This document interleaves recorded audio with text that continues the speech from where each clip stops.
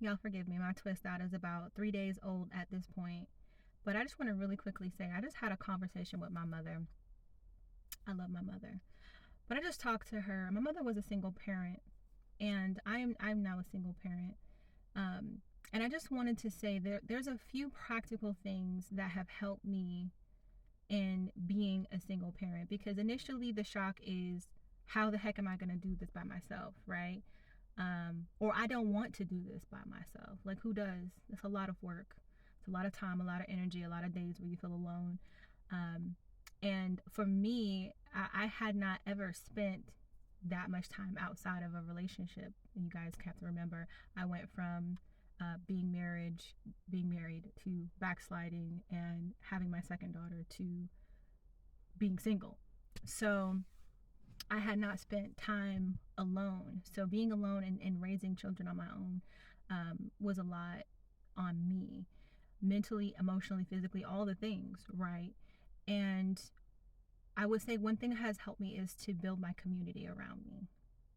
And building a community is not easy, because you have to do a lot of things that are outside of your comfort zone.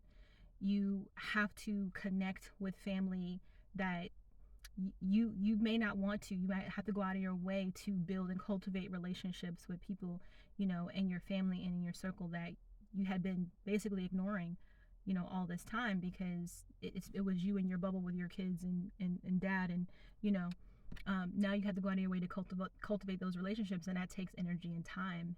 Another thing is, after church service, I used to just run, be the first person out the door. I don't want to talk and communicate with anybody.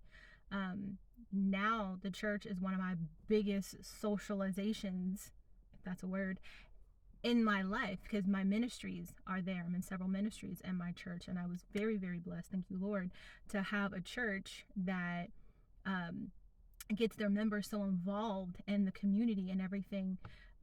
And so there's so much to do that you can be a part of.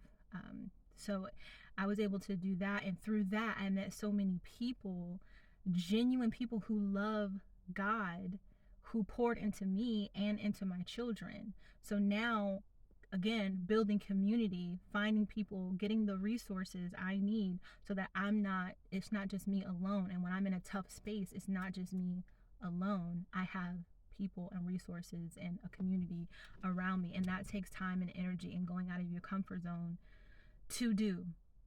And the last thing I will say is forgiveness. Forgiving yourself for being in the situation. I feel like we're hard on ourselves a lot of the times, and we think about what we could have done better. We think about all of our bad decisions. Forgiveness is a big part of that. And just really leaning on God to be able to do that, forgive and heal, and also forgiving other people in the situation, like my children's fathers. Like, I had to forgive them, and though I played a role, I'm accountable, right? They also played a role in how things ended up. But thank God, forgiveness is so powerful.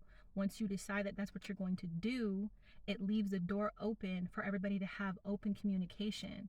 And now, there was never a point where my children's fathers weren't in their lives, right? They were always there and active and, assisting, for lack of a better term, and being as present as they could be. One, not being in the same state. But my point is, lean on your community, build your community, forgive yourself and others, and don't try to do it all by yourself, because you can't, right? Not properly, not with you maintaining your mental health. I hope that blessed somebody. Okay.